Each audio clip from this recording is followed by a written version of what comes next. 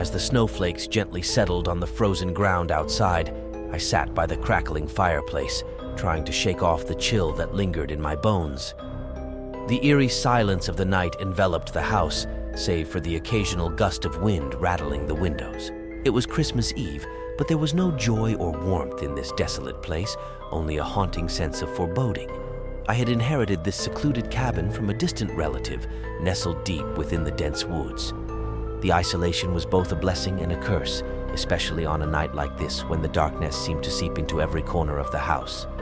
The memories of my late family flooded my mind, intensifying the feeling of loneliness.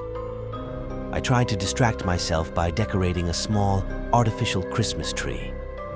The twinkling lights cast eerie shadows on the walls, dancing like specters in the dimly lit room. The tree's ornaments looked out of place, almost mocking in their festive cheer amidst the solemnity that hung heavy in the air. As the clock struck midnight, a haunting melody drifted through the air, echoing from somewhere beyond the woods. It was a tune I couldn't place, hauntingly beautiful yet chilling. My curiosity got the better of me, and I bundled up in a thick coat, venturing into the cold night, following the haunting melody. The moon barely illuminated the snowy path ahead as I trudged deeper into the woods.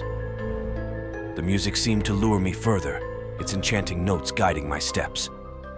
My breath formed misty clouds in front of me, and my heart pounded with a mixture of fear and fascination.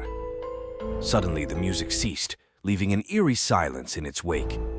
I found myself standing in a clearing, surrounded by towering trees, their skeletal branches reaching out like twisted fingers. In the center stood an old, dilapidated house, barely visible through the dense fog that shrouded it. A cold shiver ran down my spine as I approached the decrepit structure. The door creaked open, as if welcoming me inside, despite my trepidation. The interior was suffused with an otherworldly glow, emanating from a solitary candle flickering on a table adorned with peculiar artifacts. Amongst the strange items lay a weathered book bound in faded leather. Its pages were filled with arcane symbols and cryptic illustrations, depicting scenes that sent a chill down my spine. I couldn't tear my eyes away from the unsettling images, feeling a sense of dread clawing at my mind. Suddenly, I heard faint whispers echoing from the shadows. The temperature plummeted, and the candle's flame flickered violently. Panic seized me, but before I could flee, a spectral figure materialized before me, a wraith cloaked in tattered garments, its hollow eyes locking onto mine. "You've trespassed into our realm," the specter hissed, its voice a chilling echo.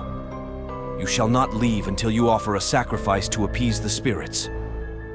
I tried to speak, to reason with the apparition, but my words caught in my throat. The air grew thick with an oppressive presence, and I knew escape was futile. In a desperate attempt to flee, I turned to bolt out of the house, only to find myself face to face with more spectral entities, blocking every exit. Their ghastly visages bore down on me, their silent demands echoing in the air. With trembling hands, I reached for the book, hoping for guidance or a way to appease the vengeful spirits. As I flipped through its pages, a realization dawned upon me. The sacrifice they sought had to be made willingly. I closed my eyes, resigned to my fate, and whispered a silent prayer. When I opened them again, the spectral beings had vanished, leaving behind an unsettling stillness. I stumbled out of the haunted house, running blindly through the woods until I reached my cabin. The first light of dawn began to break through the horizon, casting an ethereal glow on the snowy landscape.